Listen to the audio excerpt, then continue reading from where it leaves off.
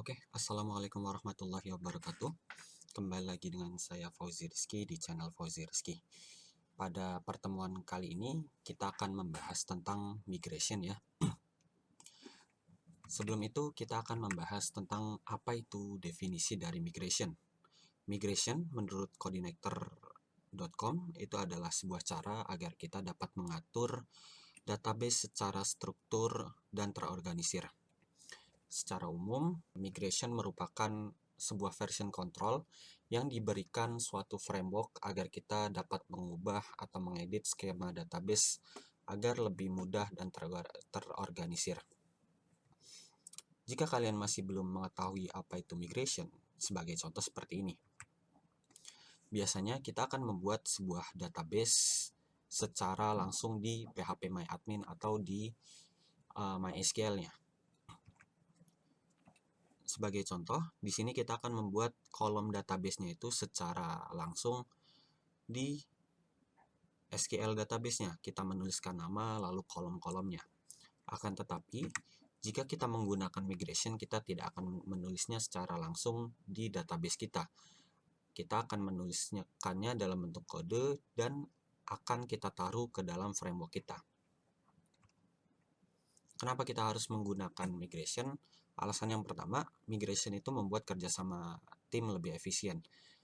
Kalau kita biasanya mengerjakan suatu project, itu biasanya akan terdiri dari beberapa orang. Dan dari beberapa orang itu, jika kita harus mengirimkan database pada setiap perubahan table, maka itu akan sangat memakan waktu.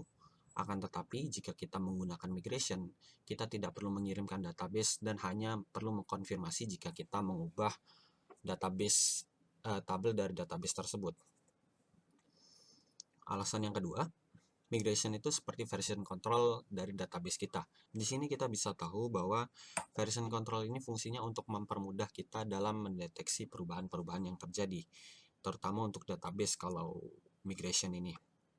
Sebagai contoh, kita menghapus database itu ada riwayatnya, kita mengubah tabel pada database juga ada riwayatnya. Lalu alasan yang ketiga, mempermudah kita ketika pindah environment coding ya, dimana sebagai contoh, jika kita mempunyai migration dan kita ingin pindah device, itu tidak perlu membackup database pada MySQL kita. Kita hanya perlu melakukan migration pada codingan kita. Cara membuat migration itu sangat mudah. Kalau di Coordinator 4, itu kita bisa menggunakan sintaks yang namanya PHP Spark Make Migration, lalu nama kelasnya apa.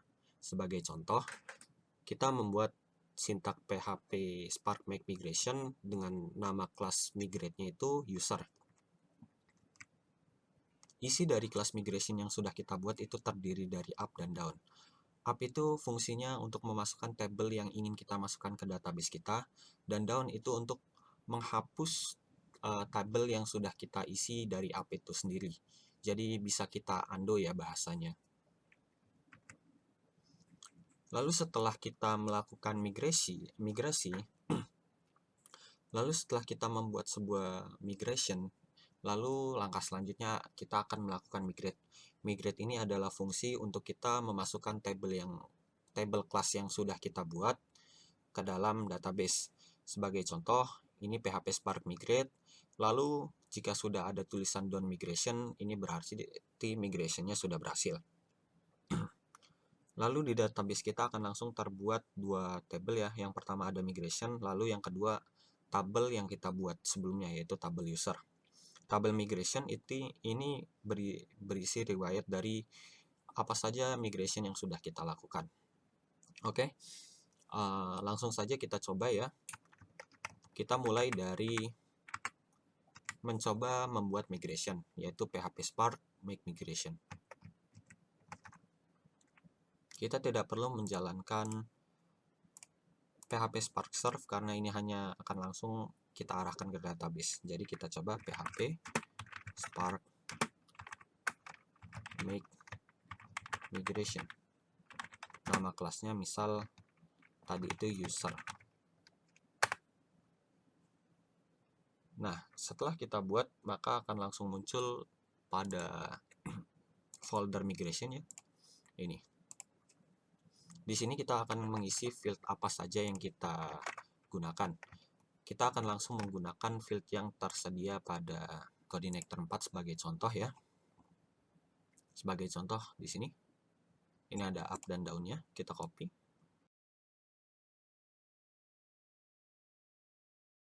Saya akan menjelaskan beberapa bagian dari up terlebih dahulu. Yang pertama ada add field, yang kedua ada add key, yang terakhir ada create table. Add field ini fungsinya untuk menambahkan field atau kolom pada table kita. Lalu yang kedua itu ada add key. Add key ini fungsinya untuk menambahkan primary key pada table kita. Lalu create table ini untuk membuat table dari database kita.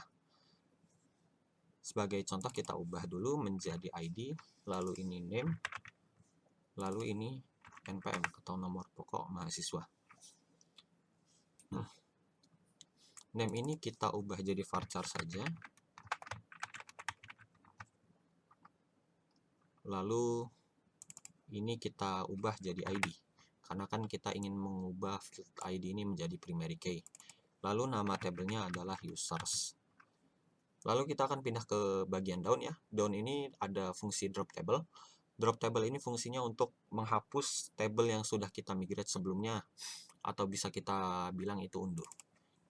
Tapi harus sesuai nama tabelnya. Lalu setelah kita melakukan perubahan pada kelas user, kita akan melakukan migrate atau memasukkan field yang sudah kita buat ke database dengan sintak php spark migrate.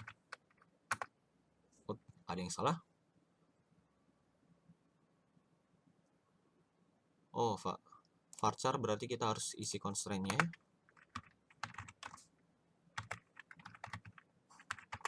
Atau panjang teksnya ya. Misal ini 10 aja. Di save. Kita migrate lagi. Masih ada yang salah?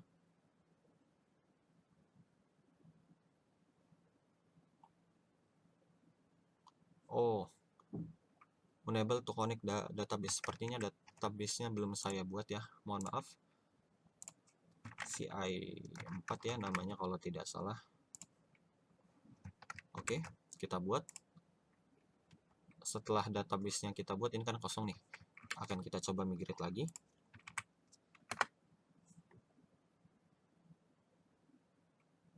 Masih unable to connect to the database ya.